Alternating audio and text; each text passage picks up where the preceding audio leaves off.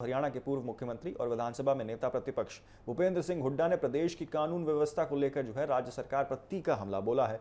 आपको बता दें कि यहाँ महम से कांग्रेस विधायक बलराम सिंह डांगी ने कार्यालय पर हुई फायरिंग की घटना के बाद हुड्डा ने इसे प्रदेश में बिगड़ती सुरक्षा व्यवस्था का बड़ा उदाहरण बताया है। उन्होंने कहा है कि अपराध की घटनाएं लगातार बढ़ती जा रही हैं और सरकार हालात को संभालने में पूरी तरीके से विफल साबित होती हुई दिखाई दे रही है।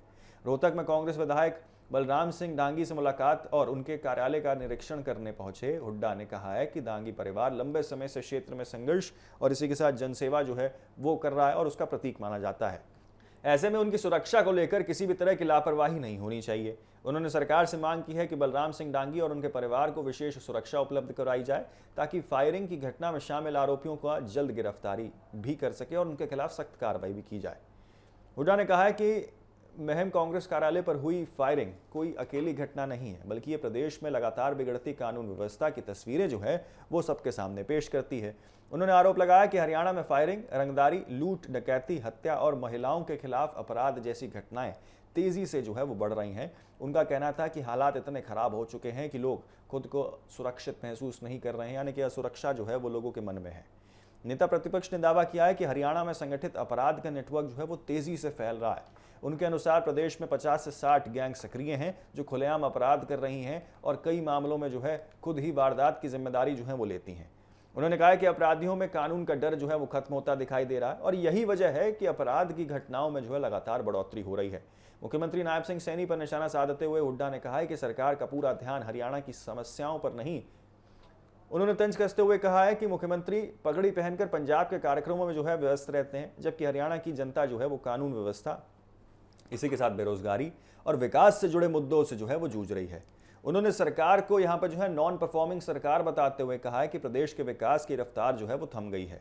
हुड्डा ने दावा किया है कि कांग्रेस सरकार के समय हरियाणा विकास के नए पैमानों पर देश के अग्रिम राज्यों में शामिल था, लेकिन वर्तमान में स्थिति वो बदल गई है। उन्होंने कहा है कि बेरोजगारी, शिक्षा, स्वास्थ्य, खेल और इसी के साथ सुरक्षा जैसे क्षेत्रों में प्रदेश की हालात वो बहुत चिंताजनक बनी हुई है। सरकार को इन मुद्दों पर गंभीरता से काम करने की जरूरत है। पूर्व मुख्यमंत्री ने गैंगस्टर गतिविधियों पर भी चिंता जताई है। उन्होंने कहा कि आज कई गैंगस्टर्स जेलों में बैठकर अपने नेटवर्क चला रहे हैं और प्रदेश में अपराध को नियंत्रित कर रहे हैं। उन्होंने दावा किया कि कांग्रेस सरकार के कार्यालय में अपराधियों के खिलाफ सख्त कार्रवाई की गई थी और संगठित अपराध पर काफी हद तक नियंत्रण पा लिया गया था। उस समय सरकार की स्पष्ट नीति थी कि अपराधियों को या तो अपराध छोड़ना होगा या फिर प्रदेश छोड़ना होगा। हुड्डा ने दल बदल की राजनीति पर भी अपनी राय रखी है। उन्होंने कहा है कि देश भर में विभिन्न राजनीतिक दलों के सांसदों और विधायकों को तोड़ने की कोशिश लोकतंत्र के लिए नुकसानदायक है।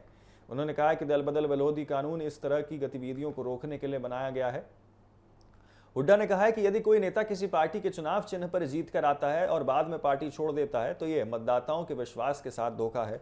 उनके अनुसार यदि किसी जनप्रतिनिधि को पार्टी बदलनी है तो उसे पहले अपने पद से इस्तीफा देना चाहिए और फिर जनता के बीच जाकर नया जनादेश लेना चाहिए। हरियाणा की कानून व्यवस्था, बढ़ते अपराध और इसी के साथ राजनीतिक दल बदल जैसे मुद्दों पर हुड्डा ने कि तमाम बयान जो सामने निकल के आए हैं उसने राज्य की राजनीति में नई बहस छेड़ दी है। आने वाले दिनों में इस मुद्दे पर सरकार और विपक्ष के बीच आरोप प्रत्यारोप और तेज होने की संभावना भी जताई जा रही है। लेकिन किस तरीके से सरकार को घेरते हुए यहाँ हुड्डा नजर आए हैं, क्या कुछ कहा है, आपको भी सुनाते हैं। किस्म के होते हैं, एक होता है ऑर्गेनाइज क्राइम, एक होता है अनऑर्गेनाइज। अनऑर्गेनाइज क्राइम है वो तो होता है, वो होते रहते हैं, भाई भाई का झगड़ा हो जाए, मकान मालिक का किराएदार का झगड़ा हो जाए, कोई दुर्घटना घट जाए और इस तरह कोई पारिवारिक झगड़ा, वो अपराध हो जाता है, अपराध कर देता है आदमी और वो अपराध, वो है अनऑर्गेनाइज। एक होता है ऑर्गेनाइज क्राइम।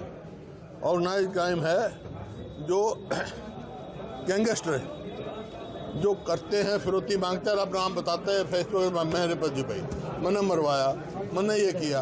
ये हरियाणा में सबसे ज़्यादा हैं। आज 50 से 60 तक गैंग है, ऑर्गेनाइज गैंग, जो टेलीफोन करते हैं। कोई रशिया जेल में बैठा है, वहाँ से क्या उसके गुर्गे यहाँ कर रहे हैं, कोई गुजरात की जेल में बैठा है, वहाँ उसके गुर्गे कर रहे हैं, कोई किसी जेल में बैठा है, उसके गुर्गे कर रहे हैं। हमारी सरकार आने से पहले 2005 में भी यहाँ था, कुछों के गुर्गे जो रोहतक में भी जेल में थे उनके गुर्गे यहाँ कर रहे थे। मनते हमने कह दिया था अपराधियों को, या तो भाई अपराध छोड़ दो या हरियाणा छोड़ दो, छुड़वा दीजिए हरियाणा उनका, और शांति प्रिय गई अब वो उड़ गई है।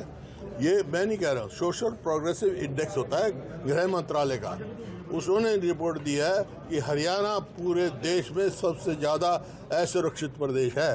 तो सब असुरक्षित है ये